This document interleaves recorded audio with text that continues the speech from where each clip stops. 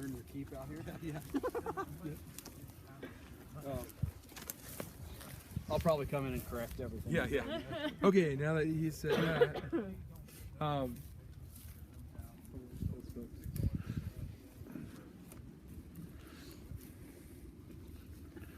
right. What kind of answers do people put down for this? Uphill, downhill, mule deer, and pig. Mule deer, uphill. Downhill. Uphill. I put it Did anybody downhill. put anything different than mule deer? I thought it was a coyote. Coyote. Okay. I said downhill. Coyote downhill. Okay. What was your thinking? I thought this like looked kind of like claw action Yeah. out front. Okay. I thought this was toe drag Uh-huh. in the arrow shape. To me, it didn't look as big and blown out as deer tracks, like depth-wise and stuff, like moving through. Okay. So, gate-wise, if this was a coyote, what would make sense? Direct register trot. Okay. So But if it this, looked a little wide right, trail totally. for that. Yeah, it'd be So too wide. That, It would be that like hit my this would head. be all the way over here. Okay. Totally. Actually, well, direct register trot is not a common gait for a coyote. You know, just not something that they really do. Direct register You mean trot? direct register walk? Direct register trot. I thought that was Direct basic. register trot. Coyotes do all the time. Oh, Direct register side trot? Coyotes. Direct register trot? Yeah. Not really. More side I trot. see it fair enough Really? to say it's not rare. Oh, not super common. I was out here generally. We do a They're lot of side trotting and trotting, stuff. Yep. generally overstep walking. I see trots all the things. time in the Houston area. I don't You know think? about like Okay. the social media. Anyway, this track would be here, but if this was on flat, I mean, if this track was moved over here and we didn't have some of the other signs, and this was just on the open sand, I think I could totally see that also would fit. But so in this instance, when we have a deeper substrate, applies to snow and sand like this. The drag mark is coming out of the track. Okay, and it doesn't sound. It seems more intuitive to think it's coming in, but if you think about the way that's happening, when the animal is putting its foot down, it's coming down like this, you know, and when it's bringing it out, it's coming out like this, you know. So that's the opportunity for the toe. It's not coming like down and dragging and then like that, you know. So like when you step in this sand, when you come out, your toe drags out the top, and then that leaves like this blown out in the front. And it's weird though, because generally think of blown out being in the back because that's where the energy's going, but not when you're in like sand and stuff. It's the opposite. So Can I argue different? If you go down there, because that's what I thought at first. yeah, But if you go and make it, your foot will go in and it will be a smooth plane in. Yeah. And then you get the fracture marks up here. And Yeah, I I made like couldn't 4 make tracks There's a down there, and couple every time it came out exactly like this. It's like smooth on the back end, and the force causes these fracture points at the front. you're right. Lifts So out. that can happen when you're going downhill for sure.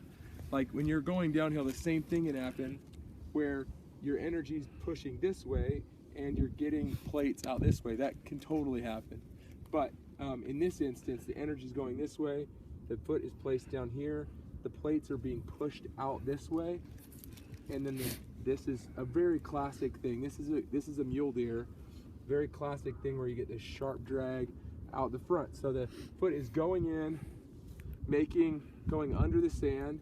As it's coming out, it's pulling out, and it's cleaving the edge, right? Right with that tip of the foot right there. So down here, in fact, there's a whole story here in that several deer, I think it was probably around 3 or maybe it was more, came kind of through that notch there, and they walked through this little bowl and they fed, and they just kind of meandered through here. This trail kind of comes back down. They meandered through there. I mean, it probably didn't take them that long. You can see that they're really short. They're short steps walking, and it's real like meandery, and they can see the browse where they're browsing, and then they came back up and out. So, I mean, anyway. Before you get up, Yeah. on those downhill sides, do you see those little drags? You see what I'm talking about right here? Yeah. How would you just address All right, those? so Because let me- that's what took this me light downhill. Sucks right now, but So right I can see here, drags on so both sides. So one of the things that I like to do whenever I'm tracking is I like to think, if this is what I think it is, then where are the pieces that are probably subtle that I haven't seen yet, and where should they be, and where would I look for those things? And sometimes you don't find them, but sometimes you can. So an example of that is, like, people always say armadillos register 2 toes with their front foot. In my experience, about 90% of the time, they're actually registering all 4 of their toes in their front foot, but we're just not really looking for them. And or a mouse, looking for that vestigial toe, it's almost always there. People don't see it, looking for it, you know? So here, when we look at these tracks right here, we have dew claws from the hind foot that barely touch the ground right there. And so all the things that we've said, and then you find something like that, and you're like, okay, it's indisputable. This is a mule deer walking uphill with dew claws right there. You can see that, you already talked about it, but the slope of these tracks too is so good, where you can see that back end. It would be hard to create that wall, especially if there was going to be some drag out.